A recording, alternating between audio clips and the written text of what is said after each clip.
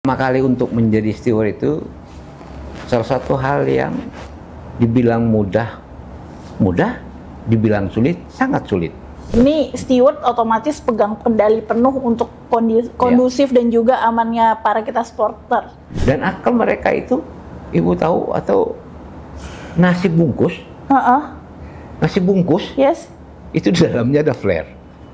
Dan sempat kejadian ketika salah satu sponsor ini loncat keluar, mereka yang akan menangkap dan mereka yang eksekusi.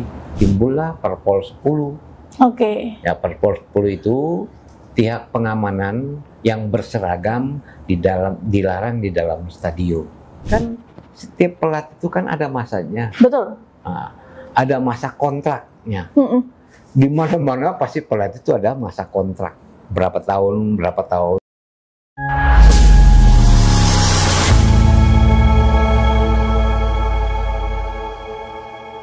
Selamat sore sahabat The Guardian, kembali lagi di channel YouTube kita The Guardian. Long time no see, saya ada di channel ini. Dan sore ini kembali lagi kita akan berbagi sharing-sharing cerita tentang pekerjaan yang memang kerjaan ini tak terlihat seperti biasanya. Cuma sebenarnya penting, menjadi hal vital dalam sebuah acara ataupun bahkan perhelatan besar di negara Republik Indonesia ini tentunya. Pekerjaan apa itu? Sudah hadir bersama saya Pak Majid. Halo Pak, selamat sore. Selamat sore juga. Nah, Bapak ini adalah behind the apa ya Pak, kalau kita bilang the giant big agenda, termasuk yang ada di Indonesia sendiri. Ini tuh sebenarnya kerjaan yang saya lihat kerjaannya apaan sih? Kalau kita bicara tentang pekerjaan orang kan kadang ya kita lagi suka-suka, lagi happy-happy, kita harusnya ikut happy-happy ya. Betul. Tapi kerjaan Pak Majid dan tim ini adalah kerjaan yang nggak bisa dibilang happy dimanapun tempatnya. Apa itu Pak? Steward.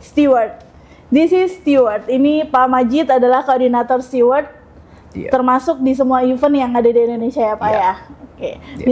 Bisa ceritakan nggak Pak perjalanan selama menjadi steward atau perjalanan untuk menjadi steward? Bahkan koordinator ini pun juga harus melalui beberapa tahapan. Betul. Pak. Baik, mungkin pertama saya ucapkan terima kasih atas undangan ini untuk mengenal steward lebih jauh. Apa sih itu steward? Kerjaan mereka itu apa? Nah, pertama kali untuk menjadi steward itu salah satu hal yang dibilang mudah, dibilang sulit, sangat sulit. Karena itu merubah satu karakter orang untuk melaksanakan tugas ini dengan aturan-aturan yang sudah ditetapkan dalam satu perhelatan atau satu event. Nah, kebetulan steward ini tercakup dalam event bola, terutama di bola. Mungkin ibu-ibu, bapak-bapak bisa lihat ya. Setiap pada pertandingan bola pasti ada steward. Nah, steward ini mulai dari pintu depan sampai ke tengah lapangan itu pasti ada steward. Termasuk di tribun, termasuk VIP dan lain-lain. Itu semua ada steward. Dan tugasnya berbeda-beda. Jadi tidak sama, yang di dalam dan di luar itu steward itu sama. Contoh, mungkin kalau di bidang pengamanan ya, kalau pengamanan itu kan baku. Ya kan, pengamanan itu mungkin pengamanan satu instansi itu sudah baku. Tapi kalau steward itu berbeda. Karena tugas yang di depan, tugas yang di tengah, tugas yang di tribun, tugas yang di dalam lapangan, dan tugas yang di official, area official itu berbeda. Karena harus tahu dan jeli. Karena semua yang masuk ke dalam lapangan untuk perangkat pertandingan ya, itu mereka memiliki ID. Nah, kita juga pastikan ID yang ini harus kemana, yang ini harus kemana. Jadi tidak semua ID harus kemana-mana. All access ya? All access nggak bisa. Steward pun juga nggak punya all access? Tidak. Jadi steward itu ada beberapa steward yang khusus di official, Dia tidak bisa ke tribun, dia tidak bisa ke lapangan.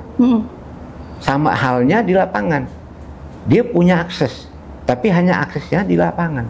Tidak bisa masuk ke official dan tempat-tempat VIP dan lain-lain ya. Dan yang jaga itu steward, yang mengizinkan itu yang steward yang mengizinkan. Jadi ketika dia bertugas di dalam official, dia harus lebih jeli. Yang bisa melalui di situ siapa saja. Ya, seperti itu. Nah, gini nih Pak. Suatu ketika saya tuh lagi nonton bola. Betul. Saya tanya, dulu itu saya pikir memang steward itu adalah dari tim keamanan, atau dari pemerintahan, termasuk polisi, TNI, Polri. Cuma nyatanya sering berjalannya waktu tuh biasanya saya juga baru tahu kalau ternyata steward itu adalah dari sipil. Bahkan dari yayasan atau masuk pengamanan sendiri itu juga harus ada SOP dan juga regulasi yang memang harus dipenuhi oleh steward itu sendiri. Nah, yang saya tanyakan di sini, saya pernah nonton bola Pak, tapi ada yang nontonin saya. Itu termasuk steward atau bukan Pak? Jadi ketika pertandingan berlangsung, jadi kan harusnya semua kita kalau nonton bola kita fokus sama pertandingan, kita fokus sama euforianya yang ada, termasuk di timnas sendiri. Karena kebetulan Bapak juga steward untuk memegang timnas di segala event yang kemarin ya Pak. Nah, ketika dilihat ada pasukan berompi, tapi ketika kita sibuk sama fokus sama nonton, tapi mereka malah nontonin kita. Baik. Kadang kasihan sih sebenarnya teman-teman ya. Kita ngelihatnya kita lagi asik euforia, lagi nonton fokus, mereka malah nontonin kita. Betul. Nah, jadi itulah tugas mereka sebenarnya. Makanya saya bilang tugasnya berbeda. Jadi untuk mereka yang menonton penonton, nah itu ya, gitu. Menonton penonton, walaupun itu timnya dia yang main nih, timnya dia di belakang, di belakang badannya dia itu timnya yang main. Tapi ketika ada gol di mana dia nggak akan tahu. Iya betul. Unik termasuk dalam stadion tapi nggak nonton bola. Tapi dia tidak nonton. Sampai ada satu trik saya yang saya terapkan ke mereka. Apabila kalian namanya manusia, ya kan? Kalau menonton tidak perlu kalian balik badan. Karena tugas kalian itu menghadap ke penonton. Tugas utamanya itu menghadap ke penonton. Kenapa menghadap ke penonton? Buatlah penonton itu mulai datang nonton sampai pulang mereka merasa nyaman, aman dan kondusif. Itu yang kita harapkan, yang kita mau steward itu seperti itu. Makanya kami terapkan itu. Jadi ketika mungkin ibu-ibu, bapak-bapak melihat ada steward yang menonton bapak-bapak, ibu-ibu, kadang-kadang ada yang jengah. Merasa diliatin. Padahal mereka itu menjalankan tugas. Jadi mohon maaf apabila merasa risih dan lain-lain, ibu tinggal sampaikan. Ataukah dia menghalangi pandangan ibu atau bapak saat nonton sampaikan. Dan dia akan tahu kalau bahwa saya harus membuat nyaman penonton saya. Karena kan mereka datang nonton itu merasa nyaman, aman, tertib, pulang sampai di rumah pun dengan selamat. Nah, kan di sini steward otomatis pegang kendali penuh untuk kondusif dan juga amannya para kita supporter. Betul. Apalagi supporter di saat tim yang kita bela atau tim laga ini dalam fase lagi tinggi-tingginya nih antusiasnya. Betul. Atau bahkan mendekati crowded bahkan. Nah, di situ steward kan otomatis punya peran penting, Pak. Mau nggak mau, gimana caranya itu penonton tetap duduk di situ dengan semangatnya, jangan sampai kelolosan masuk ke dalam lapangan. Nah, ada nggak kreativitas sendiri dari steward? Gimana caranya itu penonton agar tetap kondusif di atas, di tengah gejolak antusiasme tim laga di lapangan? Kita kenal dengan pendukung timnas nih ada dua kubu ya sekarang ini. Ada Le Grande dan ada juga Ultras. Ya, ada satu lagi hooligan. Nah, ini isu-isunya sih katanya agak seperti hooligan di Inggris yang agak keras, garis kerasnya. Fanatisnya lebih tinggi. Ya, ini sempat terjadi. Jadi saat tahun 2024 itu sempat ada salah satu dari fans timnas ini, mungkin Legrande dan Ultras kan kami sudah tertibkan. Jadi udah aman lah ya. Ya, untuk ketua Legrande dan ketuanya Ultras ini kami panggil duduk bersama dengan dari PSSI juga, kita duduk, kita sampaikan bahwa misi kita seperti ini loh. Jadi harapan kami setiap pertandingan itu pendukung ini tetap bereuforia tapi tidak mengganggu kenyamanan penonton yang lain. Nah, itu gimana tuh cara stewardnya kalau kadang ada yang gregetan mau lempar tisu, lempar bola, atau lempar apa yang ada di tangannya tuh? Nah, karena kita sudah berkomunikasi dengan dua supporter ini supaya setiap pertandingan kita minta tetap kondusif, tidak ada lemparan dan tidak ada loncatan keluar. Makanya trik kami kemarin terakhir tuh kami berikan beberapa koordinator mereka itu kita berikan ID. Mereka kita berikan ID untuk tetap standby di depan pagar supporter masing-masing. Mungkin Legrande di depan Legrande. Jadi ada beberapa koordinator kita pasang di samping pas nempel dengan mereka. Jadi ketika terjadi pelompatan, anggota mereka loncat keluar, kami tidak perlu lagi menangani, mereka yang langsung menangani. Jadi fungsinya kita libatkan mereka di dalam hanya sebagai lapis kedua dari steward. Jadi mereka mengamankan sponsor mereka, teman-teman mereka. Dan sempat kejadian ketika salah satu sponsor ini loncat keluar, mereka yang akan menangkap dan mereka yang eksekusi sampai berdarah-darah. Berdarah-darah steward yang nggak bisa disalahin karena itu yang karena bukan kami yang dari steward. Betul. Kami hanya bisa menghalau dan kami pun ketika lolos dari mereka, kami tetap amankan tapi tetap persuasif. Jadi kami rangkul, kami giring keluar, kami sampaikan bahwa bla bla bla, kita ambil datanya dan lain-lain. Jadi ketika pertandingan selanjutnya kita akan melihat dia akan ada lagi, kita akan lebih lebih protek ya, lebih tinggi. Contoh yang kita khawatirkan kan ketika kejadian itu terus berikut pertandingan berikutnya ada kan yang mungkin sakit hati dan lain-lain dan membawa hal-hal yang kita tidak inginkan. Betul. Mungkin flare kah? Ya kan, kembang api atau sejenisnya dan lain-lain. Nah itu sempat pernah kejadian. Jadi ketika ada anggota sponsor supporter ini membawa, kita dilaporkan bahwa ada indikasi ada yang membawa flare. Jadi dibuat celah. Betul. Karena tidak ada pemeriksaan atau apa. Pemeriksaan sebagaimanapun mereka akan bisa dengan cara mereka dan berbagai macam cara untuk membawa hal-hal yang dilarang. Ya kan regulasi FIFA kan sudah jelas. Iya, betul. Kan tidak boleh bawa flare dan lain-lain. Tapi mereka punya akal banyak. Dan akal mereka itu, Ibu tahu atau nasi bungkus? Nasi bungkus? Yes. Itu di dalamnya ada flare. Luar biasa sekali memang. Kiki. Di dalamnya ada petasan.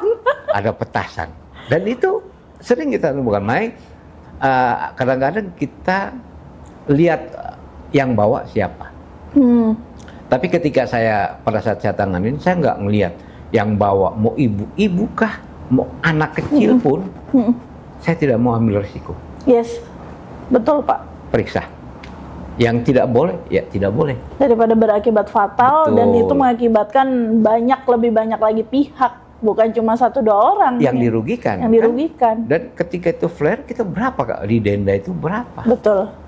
Nah, ngomong-ngomong timnas, kita flashback lagi. Ini kan pelatih timnas diganti nih Pak. Ini lagi rame nih di media sosial. Betul. Yang secara tiba-tiba, bahkan di media di highlightnya ditulis bukan lagi diberhentikan tapi dipecat.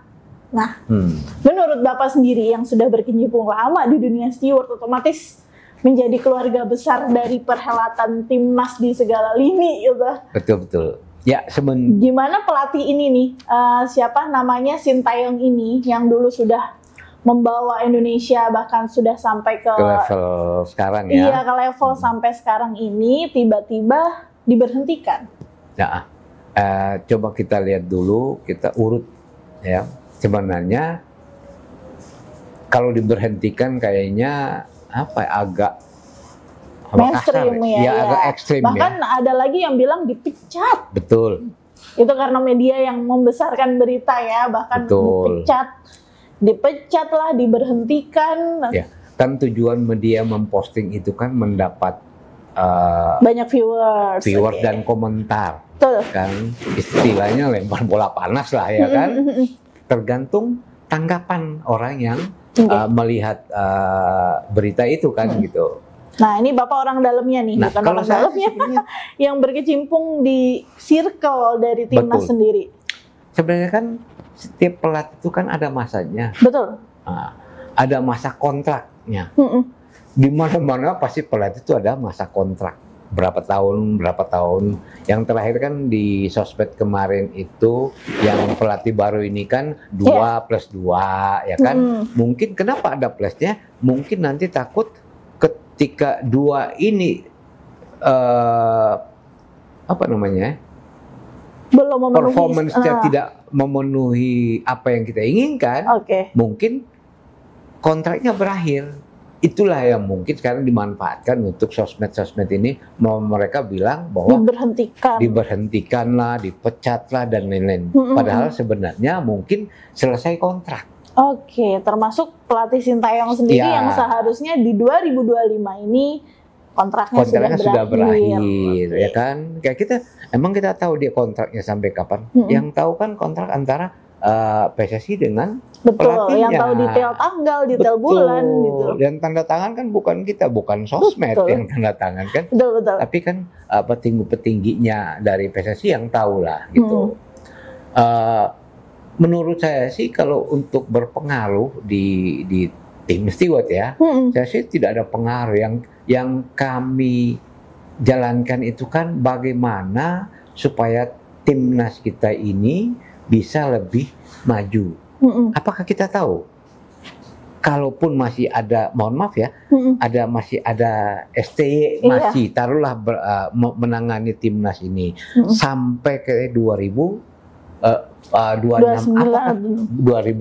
Piala Dunia nanti. Apakah kita masuk? Iya, apakah kita lolos kualifikasinya? Belum tentu. Belum tentu. Apakah yang penggantinya ini juga bisa meloloskan kita nanti ke Piala Dunia? Belum tentu. Ya Allah walam ya kan kita semua di luar rencana kita. Semua yang merencanakan itu hanya Tuhan yang merencanakan. Tapi kan ini paradigma dari semua netizen nih Pak, dengan kalau bahasa mereka diberhentikannya Sintayong, digantikannya dengan pelatih baru. Ini citra PSSI yang kemarin sudah dibina secara bagus, ini jadi buruk lagi di mata mereka. Karena mereka berpikirnya hanya sepihak. Betul. Kenapa nggak menghargai yang udah bikin sampai ke level up gini gitu. Ya kalau kita lihat kan sebenarnya, kalau mau ngelihat Sintayong apa sih yang tidak melakukan pembinaan dari awalnya, yang menurut saya ya, dari pembinaan awal dia itu yang timnya si Rido atau si Arhan yang muda yang awal itu dulu 2-3 tahun lalu dibikin capeknya seperti apa. Mereka main ke Eropa kemana-mana, kalah main lagi. Itulah yang dibentuk mentalnya. That's never give up. Iya. Dibentuk emang sengaja. Orang contoh fisik ya, fisik kalau kita tidak melakukan sesuatu fisik yang lebih sampai kita lemah, tidak akan nambah fisik kita. Betul. Ya kan, ketika kita melakukan sesuatu hal yang berat nih, mungkin taruh lari 3 km dengan kecepatan stabil ya, kecepatan stabil. Melakukan itu tiap hari, ya segitu yang kita dapat. Tapi melakukan lebih ketika kita masih capek, kita masih mau melakukan, menambah lagi durasi atau power kita lagi, kita akan nambah. Kan hal-hal seperti itu yang perlu dicerna kan. Kadang-kadang kan main terus kalah aja main. Padahal ada tujuannya. Betul. Ya mungkin sekarang ini mungkin ya kita berdoa ke depan supaya mungkin pelatih yang baru ini bisa membaca ritme bermain pemain-pemain kita ini seperti apa, mau dibawanya bagaimana, mau tekniknya seperti apa, monggo. Tapi yang kita harapkan kan kita bisa lolos di Piala Dunia 2006. Itu yang kita harapkan. Betul. Ya kan? Gimana caranya? Caranya gimana? Ya pelatih ini. Pelatih kan gitu. Karena semua itu kan tergantung racikan pelatih. Kan kita juga nggak bisa. Kita ngelawan siapa, ngeraciknya harus bagaimana. Betul. Kan gitu. Contoh lidah orang Makassar. Ya kan? Kita harus racik masakannya seperti apa. Kan gitu, kita tidak bisa samakan. Gitu. Mungkin beda pemimpin, beda juga treatmentnya. Ya kan, semua tujuannya kan hanya satu, memajukan timnas Indonesia. Kan, harapan kita kan seperti itu semua kan. Optimis ya Pak berarti. Optimis. Di tahun depan dengan pelatih baru, timnas Indonesia tetap menggaungkan Garudanya. Betul. Ya, dan yang harapkan pendukung timnas juga harus bertambah. Betul. Ya kan? Dengan skill-skill yang lebih lagi. Apalagi kalau didukung dengan skill-skill anak bangsa yang dikembangkan menjadi masuk dalam timnas.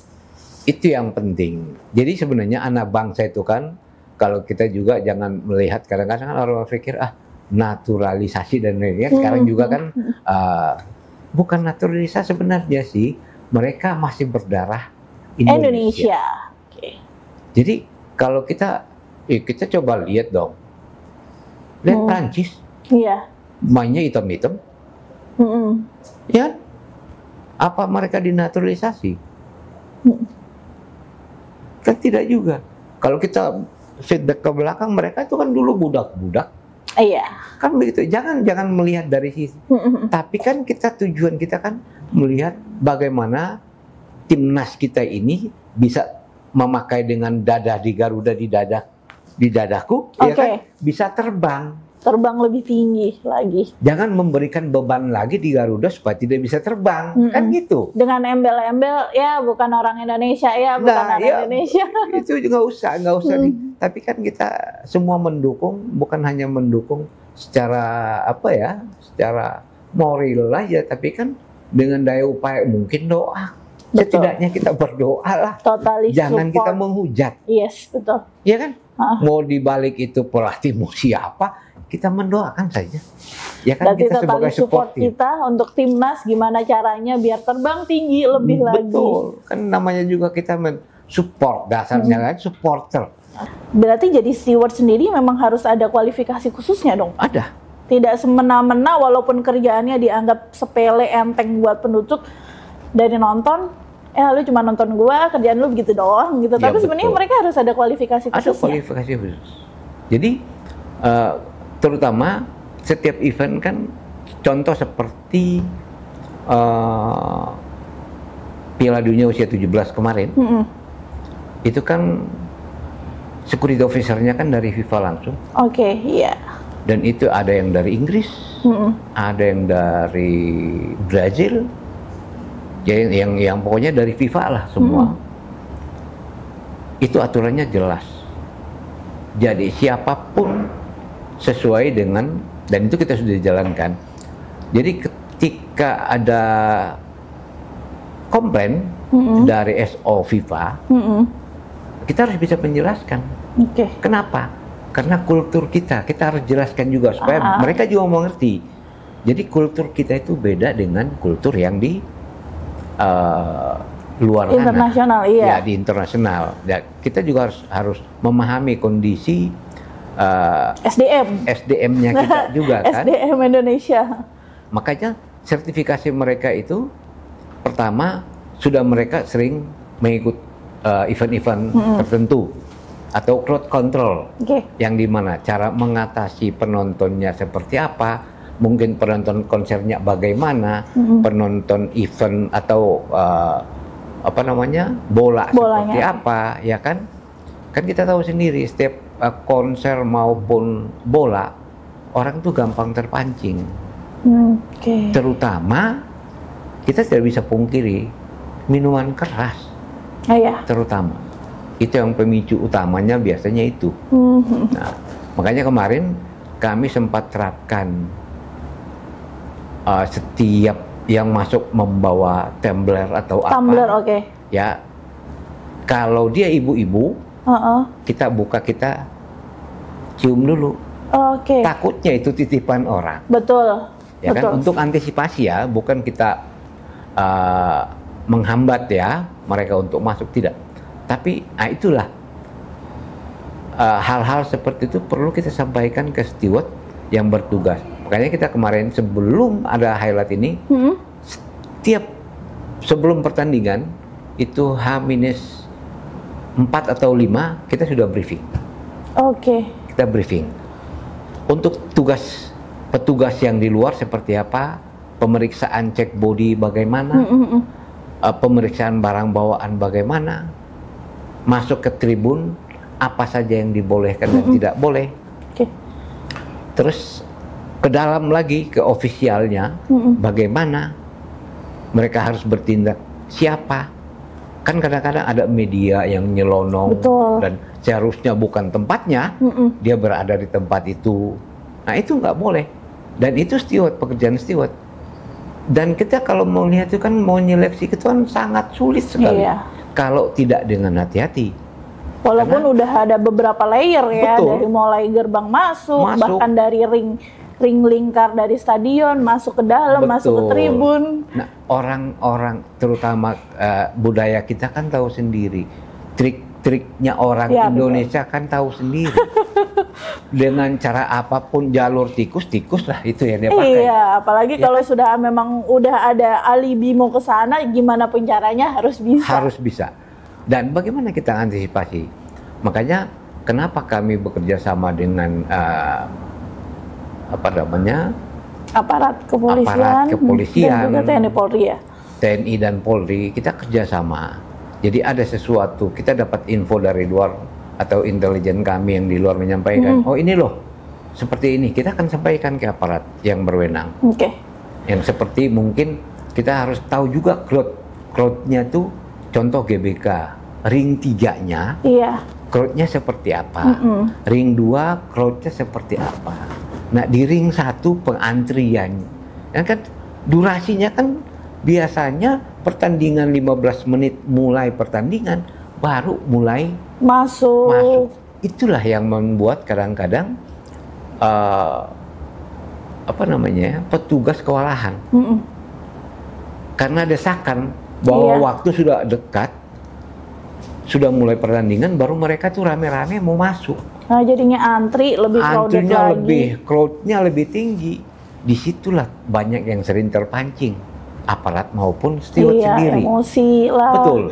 Karena mereka mau cepat buru-buru. Di sisi lain dari stewardnya juga harus SOP yang berlaku. Betul. Kita harus berlakukan SOP itu. Jadi tidak semena-mena waktu dan itu kan kita kembalikan lagi kalau ke penonton, kan penonton nggak mau terima itu. Sementara tujuan kami ada itu kan menyambut penonton datang, antri, masuk dengan tenang, nonton dengan nyaman, selesai nonton pulang dengan selamat, kan gitu.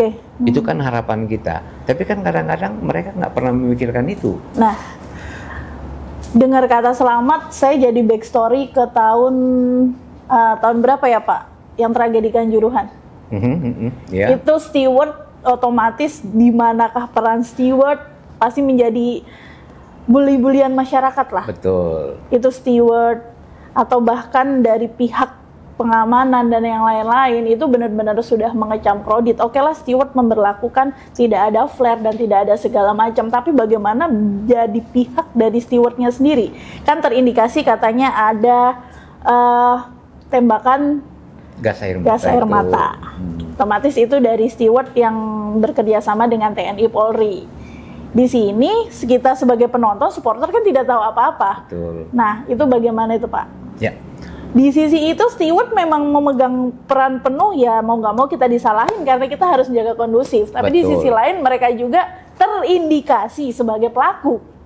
Gimana itu Pak? Jadi yang kita lihat kan kasus Kanjuruhan itu kan kasusnya sudah berjalan dan sudah ditetapkan ya. Siapa dan siapa itu pun saya tidak mau sampai jauh ke sana ya. Tapi kalau dilihat kembalikan, kalau memang steward yang disalahkan, kan pemicu utamanya kan yang kita lihat di sana itu, kebetulan saya tidak di sana ya. Tapi yang saya lihat di berita-berita kan itu awalnya pemicunya pada saat kisru itu ada tembakan gas air mata. Itu yang menyebabkan panik dari supporter. Iya. Supporter ini, penonton ini panik, dan namanya orang panik sudah nggak akan bisa terbendungi.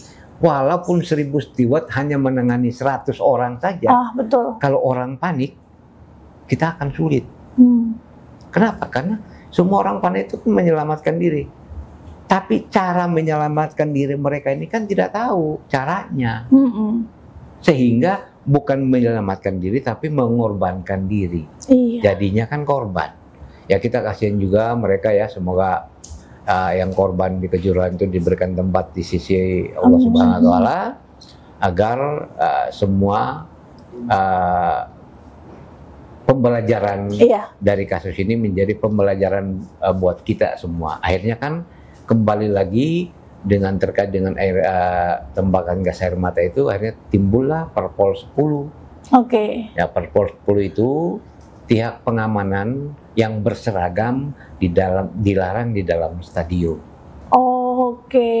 Pasca dari tragedi Kanjuruhan tersebut. Makanya kita steward yang bertanggung jawab penuh itu yang menangani di dalam stadion dengan itu, cara yang sangat humanis supaya tidak menimbulkan arogansi lagi seperti yang sudah-sudah.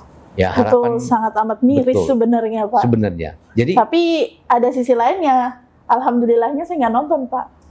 Padahal di hari itu juga, karena kebetulan saya lagi pulang kampung, di hari itu juga saya memang kecil dan besar di Malang. Jadi kalau untuk klub sepak bola itu udah kayak mendarah daging sendiri di keluarga.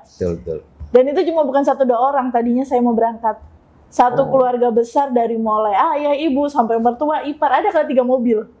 Karena memang sudah menjadi tradisi teman-teman atau keluarga-keluarga kalau Malang begitu biasanya.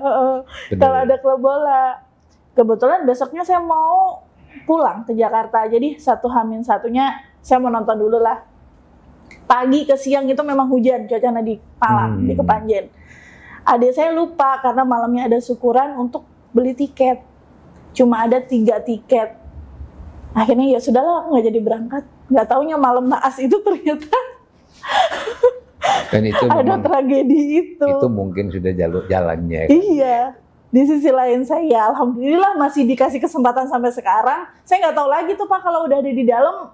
Ya, saya sendiri sama orang tua, gimana kalau lagi bawa orang tua, lagi bawa ponakan kecil-kecil. Kita nggak kepikiran lagi di dalamnya. Iya kan? Ketika saat panik kan kita nggak tahu lagi harus berbuatnya apa kan gitu. Tiba-tiba udah berjatuhan korban ya. Makanya ya. Nah, hingga sampai sekarang itu ketika ada pertandingan untuk aparat, terutama yang berpakaian dinas, dilarang terlihat di dalam tribun. Karena memang regulasi FIFA mungkin pun seperti itu. Karena tidak boleh terlihat aparat yang menggunakan seragam lengkap, ada di area senjata lengkap, dengan senjata lengkap di dalam area stadion. Itu emang salah satu regulasi FIFA-nya itu. Makanya timbul Perpol 10 itu, dan ketika ada pertandingan dari pihak pengamanan dari kepolisian, TNI dan lain-lain sudah melalui tupoksinya mereka masing-masing. Berarti pasca tragedi Kanjuruhan itu seluruh pengamanan TNI Polri yang berseragam lengkap dengan senjata ada di luar, di ring di luar dari stadion, tidak lagi masuk ke dalam. Jadi karena yang masuk ke dalam hanya untuk steward-steward yang sipil.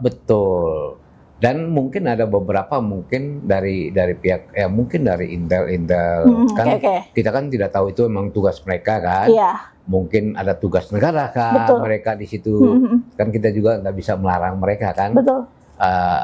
Terutama dari penegak hukum ini kan mungkin ada yang diincar kah, yang lagi nonton kah, melanggar hukum kah dan lain-lain, itu kan mungkin dengan Pemantauan momen ya. momen ini mereka mungkin pemantauan dan tidak mungkin juga mereka tahu, tidak mungkin juga mengeksekusi di dalam. Betul. Takut menjadi satu keributan dan lain-lain kan gitu. Oke.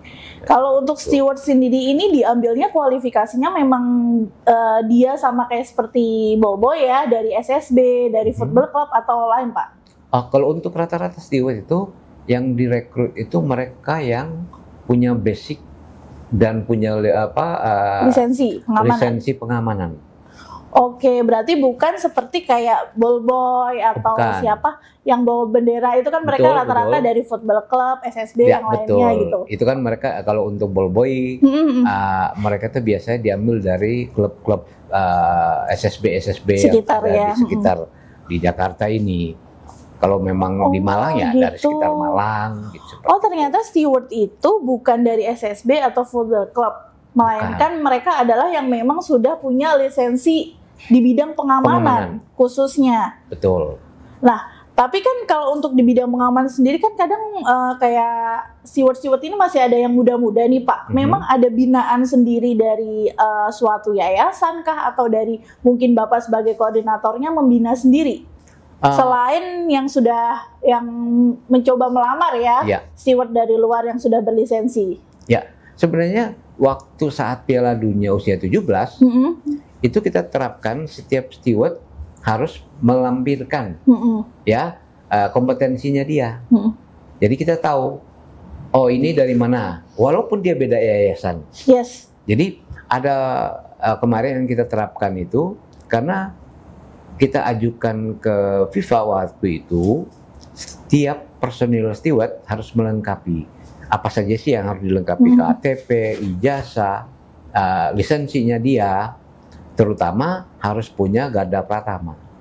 Garda Pratama itu lisensi untuk pengamanan ya? Ya. Jadi Garda Pratama itu yang dasar. Basic memang harus menjadi basic steward. Harus memiliki itu. Yang kedua Garda Madya. Garda Madya itu naik ke leader. Dan yang ketiga itu Garda Utama. Garda Utama sudah levelnya mungkin supervisor atau koordinator. Seperti itu. Menurut Bapak dari era ke era nih, Bapak udah berapa tahun Pak sudah dari berkecimpung di steward? 2013. Berarti udah hampir 12 tahun. Iya. Otomatis dari yang mulai football club kita atau event olahraga kita termasuk otomatis sepak bola ini ya. Dari mulai yang semang antah berantah sudah terstruktur sampai sekarang. Menurut Bapak sudah adakah manajemen baik dari steward sendiri dari masa ke masa? Kebetulan juga sekarang kan sudah ada aturan. Jadi setiap perhelatan entah itu bola kah, entah itu konser kah atau event-event lain, itu sudah harus memiliki izin pengamanan. Jadi steward ini pun ataupun yayasan ini pun ketika ada perhelatan mungkin konser, nah dia harus melampirkan izin usaha pengamanannya. Jadi harus BUJP, Badan Usaha Jasa Pengamanan. Dia harus memiliki izin itu. Jadi perekrutannya jelas. Jadi mereka yang terstruktur, yang di pembinaannya ada karena rata-rata kan sipil. Iya, sipil. Ya, untuk mengenangani orang sipil ya harus dengan orang sipil. Betul. Ya kan, terkecuali kita menangani orang melanggar hukum. Berarti kan ada tindak hukum. Ya, kenapa? Karena mungkin yang diutamakan kan humanismenya. Kalau dulu kan, kalau pengamanan itu dikenal dengan kumis tebal bakbang, ya kan, jogrok orang takut kan. Kalau sekarang bukan itu, tapi bagaimana pelayanannya dia. Nah, dari pelayanan ini kan diajarkan di setiap BUJP itu diajarkan pelayanannya seperti apa. Ada pelayanan primanya bagaimana, dan instansinya kan berbeda-beda. Ada yang di pabrik, ada yang di kantor, ada yang mungkin di pertokoan, di mall, itu kan berbeda-beda. tapi secara struktur mereka diajarkan itu sama Oke. untuk menangani terutama persuasif. Persuasif, betul. Ya, jadi ketika mereka masuk sudah di event bola, apa yang kita terangkan, apa yang kita jelaskan, apa yang mau kita sampaikan itu mereka menerima dan bisa menjalankan. Lain halnya dengan yang tidak pernah menangani pengamanan, kan gitu. Oke. Sebenarnya sih intinya tujuannya steward itu kan yang tadi tujuan kita utama membuat seluruh penonton yang masuk ke stadion merasa nyaman menontonnya, Aman. merasa aman, pulang dengan selamat tadi yang saya Iya, bilang kan. betul. Jadi sampai makanya pertandingan 30 menit atau 15 menit sebelum usai pertandingan seluruh pintu kita akan buka.